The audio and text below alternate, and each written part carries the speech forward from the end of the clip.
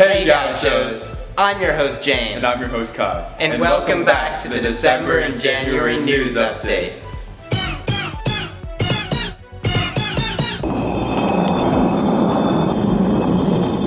At the beginning of December, the Gaucho football team won the D4 state championships, beating Beckman High School 35-12. Here is our football coach with more information. Hey Coach, would you mind introducing yourself? Hey, how's it going? I'm Coach Tim Johnson, head football coach of the El Cerrito Gauchos.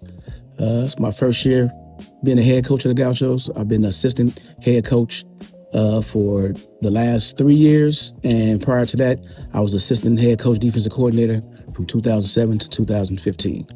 All right, thank you. So how would you say we prepared for this game? Preparation started in the summertime. Once we got our team together and we was able to come back on campus, we was preparing ourselves to win state. I think throughout the years, our mind always been on preparing for winning state, and this season just happened to be that one where our backs was against the wall with low on numbers, and with the forfeiture of our season from last year, we had our mindset, that it was us against everybody. How do you like coaching our team? I'm El Cerrito graduate in 1996, so I love coaching this team. I love coaching this program. It hits home to me because I'm from the area and I bleed green, and everything that we do is all about fulfilling our dreams and fulfilling the moment. What set this team apart from others?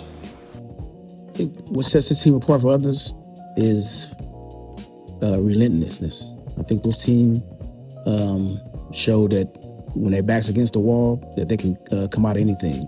I believe this team, even though we were low on numbers, probably wasn't as strong as every team, but we were fast, we were physical, and we had a mentality that we're gonna win at all costs.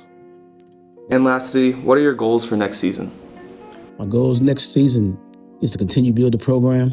Hopefully we can turn this into some sort of dynasty, but we're gonna take it 1 year at a time, and I think the sky's the limit. We got a lot of young guys coming back, 14 juniors, 13 sophomores, and hopefully we have some guys coming in that's gonna fill the void that our 7 seniors are gonna leave.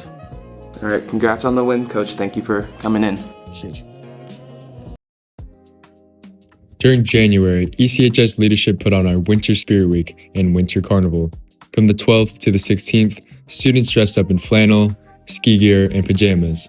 And on the 15th, Leadership threw the Winter Carnival full of fun and games. This year, 17 clubs participated, selling everything from matcha Rice Krispie treats to custom henna tattoos. ECHS also held a teacher door competition. Many teachers had beautiful doors, but ultimately Mr. Jimenez's heartfelt door featuring all of his students won the competition, earning him a $40 Pete's Coffee gift card. On the 14th, rapper La Russell and El Cerrito Mayor Carolyn Wissinger came to ECHS to film a music video with the flag team, cheerleaders, and football team. The video gained over 400,000 views on Instagram, giving ECHS a lot of recognition. A few days later, we had the Star Party, with a special appearance by the real Chapel Roan to help promote the new astronomy class at ECHS. Now, for some news about the Gaucho Dance Company. During December and January, our Gaucho Dance Company put on some amazing performances for us. At the end of December, Dance put on a performance titled Transitions, Echoes of Our Dreams. Then, in January, we had the Kaleidoscope, an event featuring our dance, band, and theater programs. To give you a little bit more information, here's our dance teacher, Miss K. My name is Jessie Cronenberg. The students here call me Miss K, and I direct the dance program here at El Cerrito High. How would you say this kaleidoscope compared to the past kaleidoscopes? That's a good question because they're always different.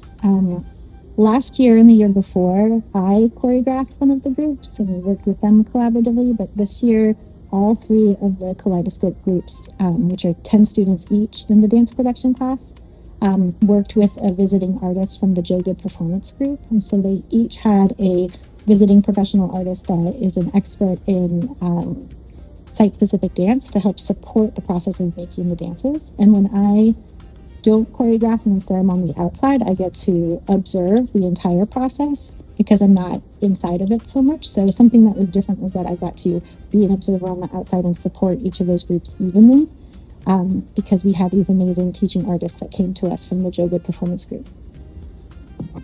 If you could pick one, tell us the story of your favorite dance from a kaleidoscope. From ever? Kind of have some similar things that happen.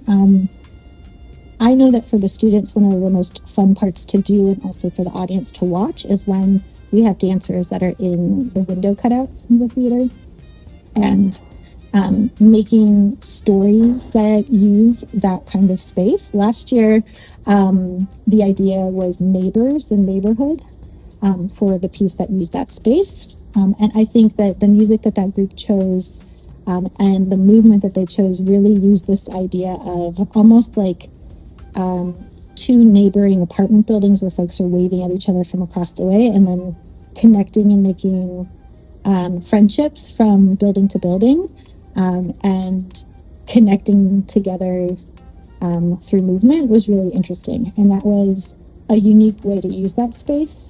After many years of having used it in lots of different ways, that one, it stands out to me just because I remember how well the group did that together.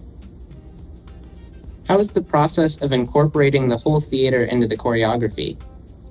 How is the process? The process is fun. The process is collaborative. The process is something that's a challenge every year because our dancers are used to being on the stage and having that fourth wall, right, that space in between the performers and the audience to be really defined and clear. But because in Kaleidoscope, they do site-specific work in the house, on the edge of the stage, and in those window cutouts, like I mentioned, the aisles of the theater, there's an opportunity for a different kind of closeness or intimacy with your own audience. So that proximity itself changes the way that you perform. And so the dancers are really challenged by that opportunity. And it's really different than when they make dances for the stage where there's that imaginary fourth wall in between. How did it feel watching your senior students perform after seeing their growth over the years? All this year with the seniors has been really special. I would say in particular because in December we had a strike and the senior dancers in the company really had to step up and lead. And I had already seen them do that incredible task of leadership. And then we moved into January and had our Kaleidoscope concert. And so I saw them in those groups rise as the leaders that they'd already proven themselves to be. There was another opportunity for that.